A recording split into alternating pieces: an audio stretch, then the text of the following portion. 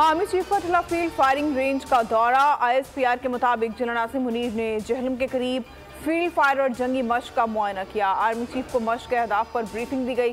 सिपाही सालार ने मश्कों में हिस्सा लेने वाले दस्तों की जंगी महारत और जारहाना हिकमत अमली को सराहा। ठिला फायरिंग रेंज आमद पर corps commander lieutenant general Amir Raza ने इस्तकबाल किया। प्रैक्टिस एंड प्रोसीजर एक्ट में चीफ जस्टिस को रबर स्टैंप बना दिया। हमने इंतजार किया कि पार्लियामेंट कुछ करे। चीफ जस्टिस उमर अता बंदियाल के नैब तरमीम केस में रिमार्क्स।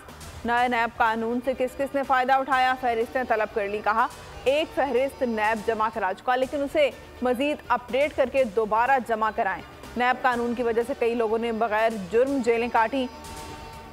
नैब कानून में कई अच्छी चीजें भी हैं। नैब तरमीम से कुछ जुराइम को साबित करना इंतहाई मुश्किल बना दिया गया है। सैकड़ों गवाहान के बायस नैब मुकदमा कई साल चलते रहते हैं। असल चीज करप्शन के पैसे की रिकवरी है। हमने देखा अगस्त में पार्लियामेंट कानून साजी के लिए मुतहरिक रही। तमाम अखबारात की क्लिपिंग्स मौजूद हैं। इलेक्शन कब होंगे, तारीख के लिए वजारत कानून ने सदर को खत का जवाब अरसाल कर दिया। मतन में कहा सदर मुमलिकत को नई तरमीम के तहत इलेक्शन की तारीख देने का इख्तियार हासिल नहीं है।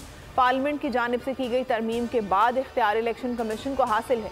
सदर आरिफ अलवी ने इलेक्शन कमीशन की जानिब से मुशावरत से इनकार पर वजारत कानून से कानूनी राय तलब की थी।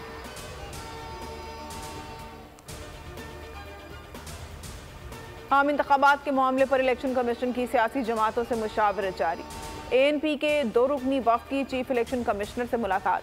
इफ्तिखार हुसैन ने कहा आइन में वाज़ेह है 90 रोज़ में इलेक्शन कराए जाएं। इलेक्शन कमीशन ने GDA के सरबराह पीर वगारा को 1 सितंबर को मुशावरत के लिए तलब कर लिया। साइफर केस में चेयरमैन PTI के जुडिशल रिमांड में 13 सितंबर तक तौसी। ऑफिशियल सीक्रेट एक्ट अदालत के जज अबुल हसनात जुल्करनैन ने अटक जेल में केस की समाअत की।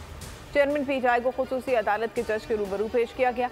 हाजिरी लगाने के बाद जुडिशल रिमांड में 14 रोज़ की तौसी कर दी गई। साइफर केस की समाअत अटक जेल में करने का मामला इस्लामाबाद हाई कोर्ट पहुंच गया। वजारत कानून का केस अटक जेल मुंतकिल करने का नोटिफिकेशन चैलेंज। चेयरमैन PTI ने इस्तदा की नोटिफिकेशन गैर कानूनी है, कालादम करार दिया जाए।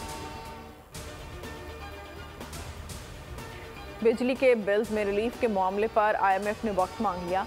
आलमी मालियाती इदारे ने अगस्त के बिल्स की वसूली 6 माह में करने की मंजूरी नहीं दी। IMF बिजली के बिल्स में आवाम को रिलीफ देने पर गौर करेगा। पारा डिवीजन ने बिल्स की वसूली 3 अक़सात में करने की तजवीज़ दी थी। अगस्त के बिल्स की वसूली अक़सात में अक्टूबर तक करने की तजवीज़ दी गई। IMF की मंजूरी के बाद अदायगी 3 माह के बिल्स में शामिल की जाएगी। MKM पाकिस्तान ने आम इंतखाबात की तैयारियां शुरू कर दी। अवामी राब्ता मुहिम तेज करने का फैसला। पहला जलसा मलीर में किया जाएगा। फारूक सत्तार कहते हैं ताजिर बरादरी को पानी, बिजली और गैस के बिल्स में मसाइल का सामना है। महंगाई के खिलाफ एहतजाज में शामिल होने जा रहे हैं। बिजली के जायद बिल्स के खिलाफ अवाम के साथ खड़े हैं। और एशिया कप के पहले मैच में पाकिस्तान और नेपाल का टाकरा। पाकिस्तान के 344 रन के हदफ के ताक़ुब में नेपाल की बैटिंग जारी। बाबर आजम ने अपने करियर की 19वीं सेंचुरी बना ली। बाबर आजम 151 रन बनाकर आउट हुए। इफ्तिखार अहमद ने 109 रन की शानदार इनिंग्स खेली। मोहम्मद रिजवान 44 रन बनाकर पवेलियन लौटे।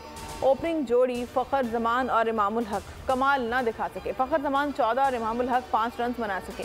एशिया कप की खुसूसी ट्रांसमिशन देखिए सिर्फ बोल न्यूज़ पर।